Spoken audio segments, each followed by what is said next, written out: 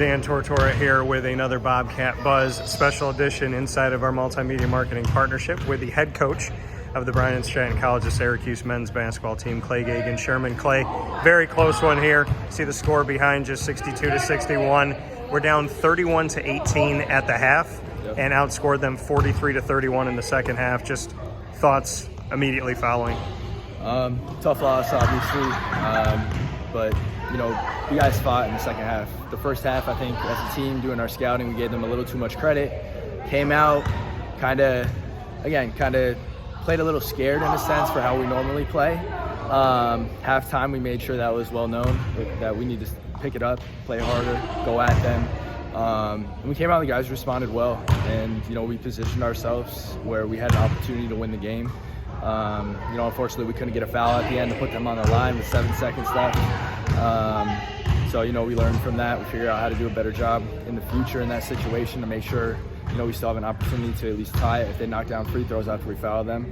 But yeah, we revisit it, learn from it. You know, a tough one, but proud of the guys for the way they battled in that second half, because that was a very good team that we played.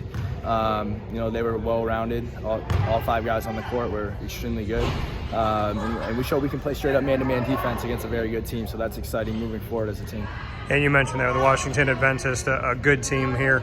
Like you said, straight-up man-to-man with them. Just what you took away from your defense setting up against a team like this that has had success.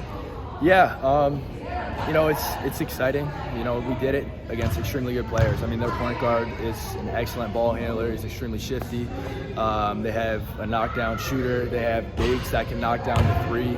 So, like I said, at all 5 positions, they had a lot of talent and a lot of guys that could score the ball. And to hold them to 62 points, and especially, I'm not sure what you said in the second half, but playing defense the way we did in man-to-man and limiting them in the second half the way we did, it's very exciting to move forward. You know, that's the fundamental to defense, is being able to guard the ball one-on-one. And, you know, we proved that we could do that without fouling tonight, which we've been preaching all season. So really excited about that. And speaking of fouling, you talked about the last 8 seconds. You wanted to foul immediately. Yeah. There wasn't a foul on the far side here, but it looked like under the basket when they were trying to get the ball up the court that there was one.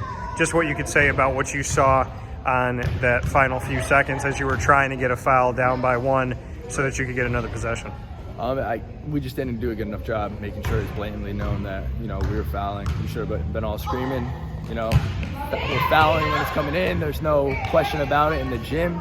And again, we can't hesitate in those moments. You have to go, you have to make contact, you have to make the play. Every second, every 10th of a second counts towards the end of the game.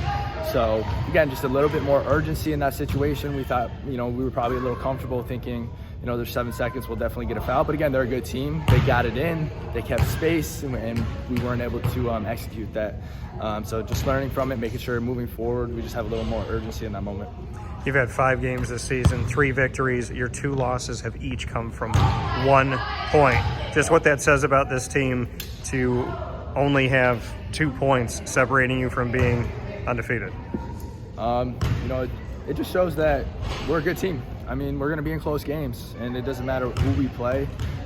We can play with them. And just moving forward, hopefully it shows that, or hopefully it prepares us to be better in the future so we come out on top. Which, you know, the last couple games have been closer games, so we've kind of managed. The games like this really do come down to every possession, every free throw.